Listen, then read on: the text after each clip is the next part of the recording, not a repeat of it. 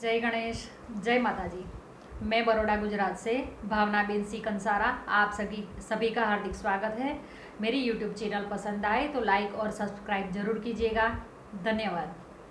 आज हम बात करेंगे पितृ ऋण और श्राद्ध कर्म हमें क्यों करना चाहिए। कुछ लोग ऐसा कहते हैं कि हम नारायण बलि करवाते हैं, श्राद्ध कर्म करते हैं, फिर भी हमें तकलीफ क्यों है।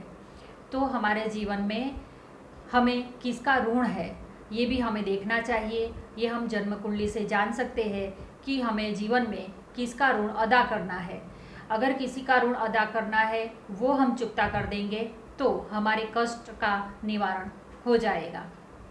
इस प्रकार हमें जीवन में अगर कोई तकलीफ आती है, विघ्न आता है, कार्य में विलंब होता है, तो ये सब दूर करने के लिए हमें श्राद्ध कर्म अवश्य करना चाहिए।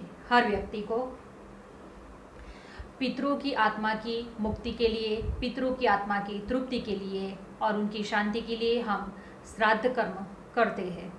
हमारे पूर्वज और पितरों के पुण्य के प्रताप से ही हम जीवन में सफलता पा सकते हैं।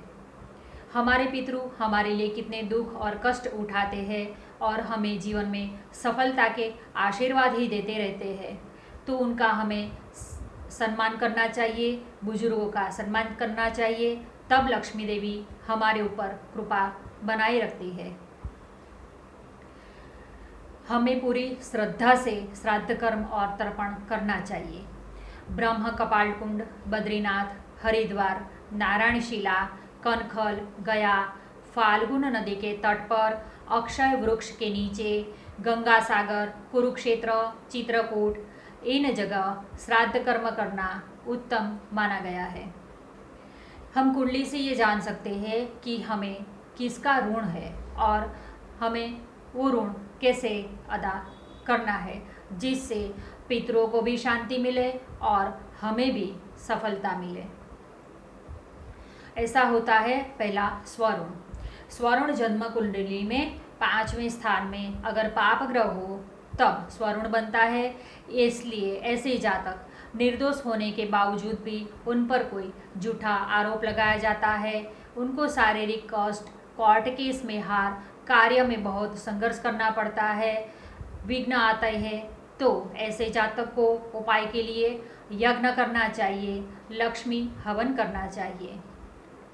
दूसरा होता है मातृ ऋण। जन्म कुंडली में अगर चौथे स्थान में केतु विराजमान हो तब माता का ऋण होता है।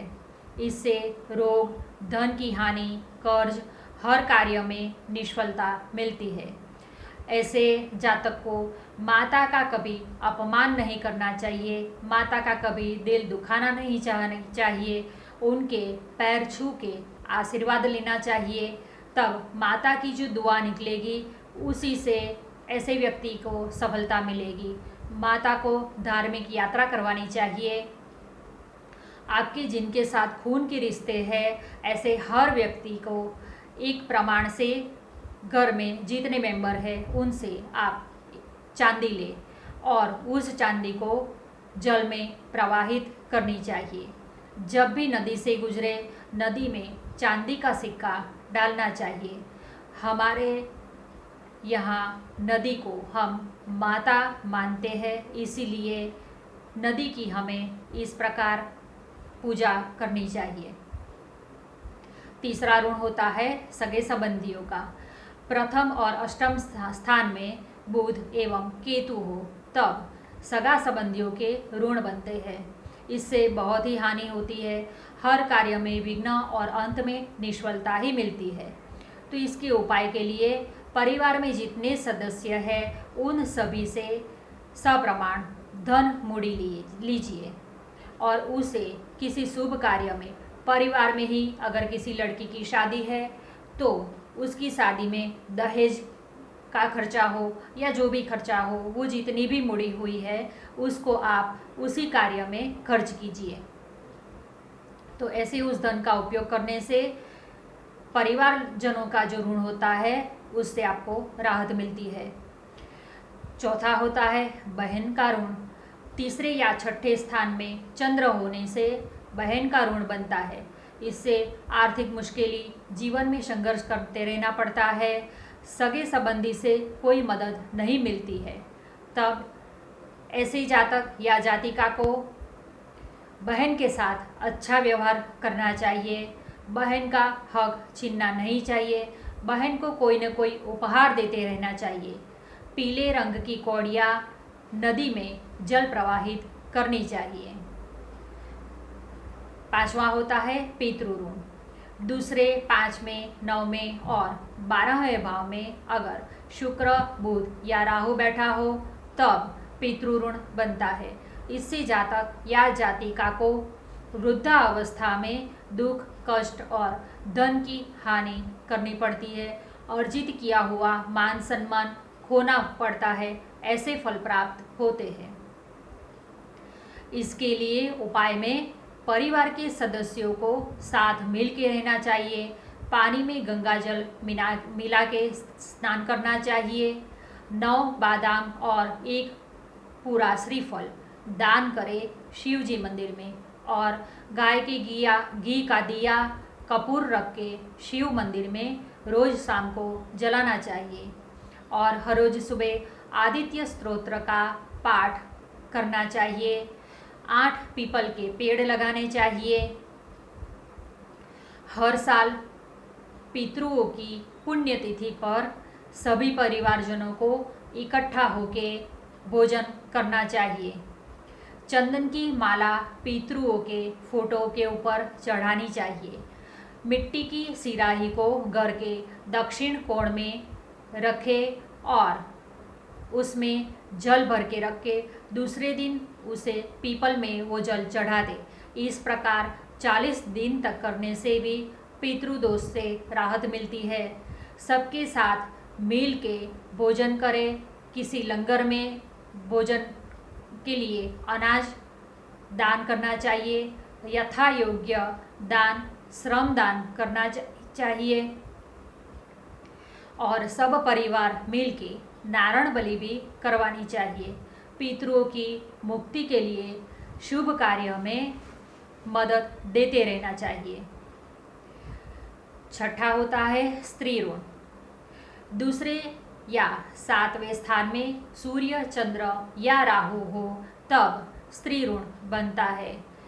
ऐसे जातक या जातिका को अनेक प्रकार के मानसिक एवं शारीरिक तकलीफ होती है, अच्छे कार्य में विघ्न आते हैं।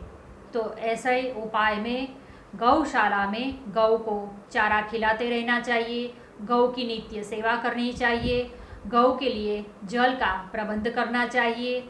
रविवार के दिन गौ को खुद नहलाना चाहिए। रोज खाने से पहले गौ को रोटी और गुड़ खिलाना चाहिए। घर में जितनी भी स्त्री हो, माता, पत्नी, बहन, बेटी, बुआ, भाभी, मौसी, सबको खुश रखना चाहिए। जिस घर में इनमें से कोई भी स्त्री दुखी होती है उस घर से लक्ष्मी रूठ जाती है। तो स्त्रियों का मान सम्मान और आदर करना चाहिए। घर की स्त्रियों का कभी भी अपमान नहीं करना चाहिए। 7वां होता है निसहाय का ऋण। 10वें या 11वें भाव में अगर सूर्य, चंद्र या मंगल विराजमान हो तब निसहाय का ऋण बनता है। ऐसे जातक या जातिका को उन्नति में बाधा मिलती है और अनेक प्रकार के कष्टों का सामना करना पड़ता है, कोई भी कार्य बन नहीं पाता है। तब उपाय में अपने से छोटे भाई बहन के साथ अन्याय नहीं करें, मजदूरों को भोजन कराना चाहिए, गरीबों में भोजन बांटना चाहिए, किसी गरीब और निसहाय व्यक्ति की दुआ लेनी चाहिए। इस प्रकार 8वां होता है अजन्म का ऋण। 12 भाव में सूर्य, शुक्र या मंगल बैठा हो तब ये ऋण बनता है। इससे जातक या जातिका को जेलवास भी भुगतना पड़ता है। चारों ओर निराशा और निष्फलता प्राप्त होती है। शारीरिक एवं मानसिक दुख भुगतना पड़ता है। तो उपाय में 12 भाव में जितने ग्रह विराजमान हो उतनी बार श्रीफल नदी में प्रवाहित करना चाहिए। घर के जितने सदस्य हो उतने श्रीफल छिलके वाले लेने हैं और उसको जल में विसर्जित करते रहना चाहिए। किसी भी सगर्भा महिला हो, उस जिसको बच्चा होने वाला हो, ऐसी महिला को मीठा भोजन करवाना चाहिए। वस्त्र एवं आभूषण भेंट में देना चाहिए। नया पैदा हुआ बच्चा हो तो उसको 1 साल तक नए कपड़े देने चाहिए। इस प्रकार हम जीवन में सुख, संपत्ति और सफलता प्राप्त कर सकते हैं। हमारे जीवन में पितरों का जो भी ऋण होता है उसको हम इस प्रकार दूर कर सकते हैं और पितरों की भी मुक्ति और शांति के लिए हमें प्रार्थना करनी चाहिए। धन्यवाद।